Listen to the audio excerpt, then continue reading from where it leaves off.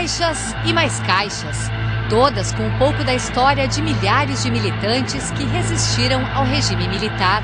No acervo da ditadura, que fica dentro do Memorial do Rio Grande do Sul, é possível encontrar mais de 5.000 fichas do DOPS. Até o Papa Paulo VI está entre os vigiados pelo regime. Esses alvos, eles mudaram com o tempo. Eles foram no começo do golpe, no começo da ditadura, os principais apoiadores de João Goulart. Na segunda onda de repressão, que foi depois do AI-5, então nós já tivemos uma preferência, por exemplo, pelos estudantes. Com o fechamento do DOPS, muito material foi queimado, mas o que sobrou ajuda a contar a história, como este inquérito policial, por exemplo. O Grupo dos 11 foi um movimento de resistência pouquíssimo conhecido. Esses grupos eram formados basicamente pelo que o grande historiador Eric Hobsbawm chama pessoas extraordinárias. O que são essas pessoas extraordinárias? São aquelas pessoas que jamais vão ser conhecidas além ou jamais foram conhecidas além da sua paróquia, do seu município, da sua pequena Câmara de Vereadores, da sua vida paroquial. Os grupos foram organizados pelo então governador Leonel Brizola. Um movimento popular em que ele não disputasse comando, em que o comando fosse dele. Usava a Rádio Mariinte Veiga e fazia um chamamento que se organizassem em grupos de 11 companheiros. E por que grupos de 11 companheiros? Porque era uma imagem facilmente assimilável, aceita e entendida pelo povo naquele momento.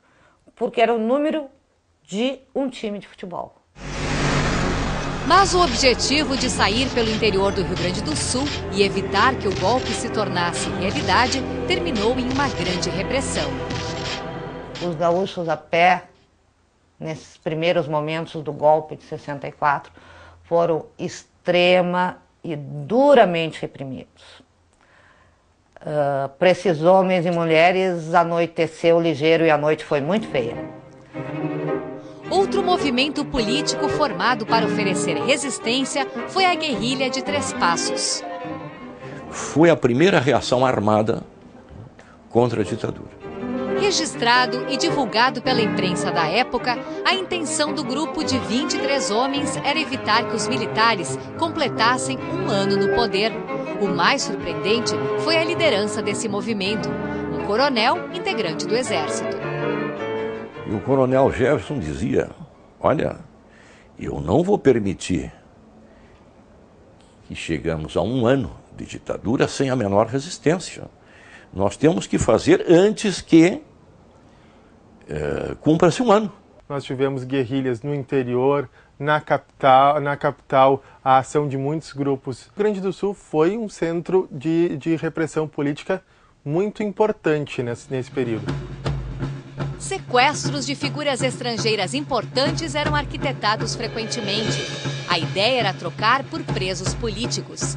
Seu Gregório participou de uma dessas ações em 1970. A tentativa de sequestro do cônsul americano em Porto Alegre. Gregório lembra que diplomata tinha o melhor carro da época e eles um simples Volkswagen. Nós não estávamos bem preparados para a ação em si, né? E aí não conseguimos, porque o carro dele era um carro muito forte. E ele passou por cima do... Nós estávamos com um Fuquinha dele. Então não teve resistência praticamente, né? A cada tentativa frustrada, alguns resistentes acabavam presos. Mas o segredo dos militantes era nunca dizer a verdade, nem sob tortura. A gente tinha que se comportar de uma forma bem flexível, né, para que não... E mentindo bastante, né? Nesse momento a gente só pensa que não pode entregar ninguém, né? Não deve entregar ninguém, né? Se formos examinar os mortos e desaparecidos, aqueles que foram torturados, que foram submetidos a tratamentos cruéis, eram gente jovem. O jovem com esta generosidade muito característica da juventude. E muitos deles pagaram com a vida esta rebeldia.